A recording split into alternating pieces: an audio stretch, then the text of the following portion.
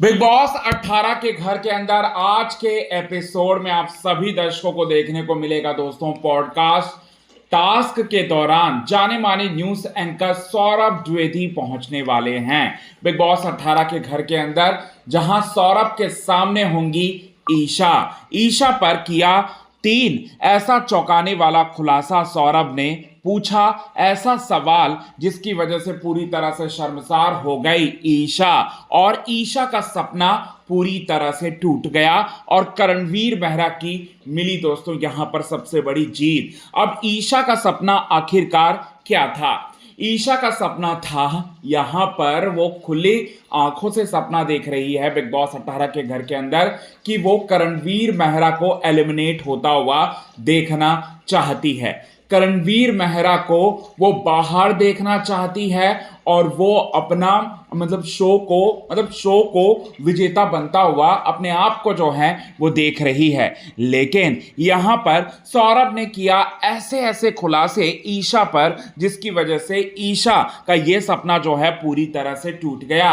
आइए आप सभी दर्शकों को बताते हैं दोस्तों कि ऐसा क्या बोला ईशा पर सौरभ ने, और सौरभ ने कैसे यहां पर ईशा पर बिना फटकार लगाते हुए लगा दी दोस्तों ईशा के दिल में चिंगारी।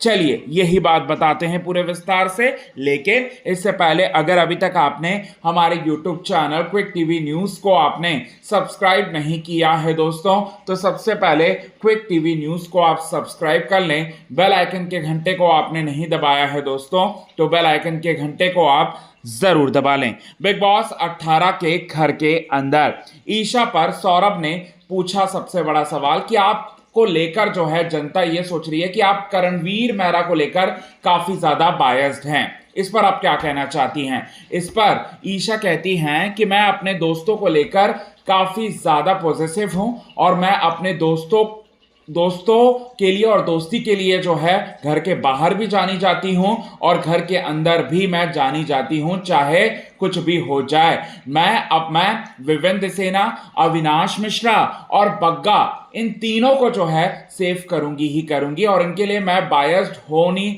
बायस्ड मेरे पर धब्बा लगता है, बायस्ड हूं मैं दूसरों लोगों के लिए, तो मैं बायस्ड हूं। मैं खुले तौर पर जो है मैं ये बातें जो हैं वो कह रही हूं, ये बातें जो है वो कहती हैं। इसके बाद यहां पर सौरभ ने यह सवाल किया कि यहां रजत का नाम आपने क्यों नहीं लिया?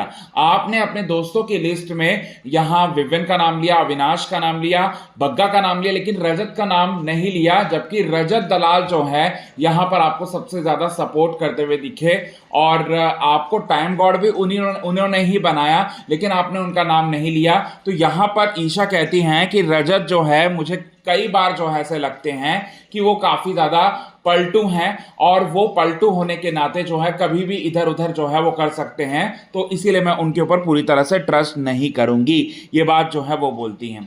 अब इसके बाद घर के बाहर की चीजें जो हैं सौरभ बताते हैं।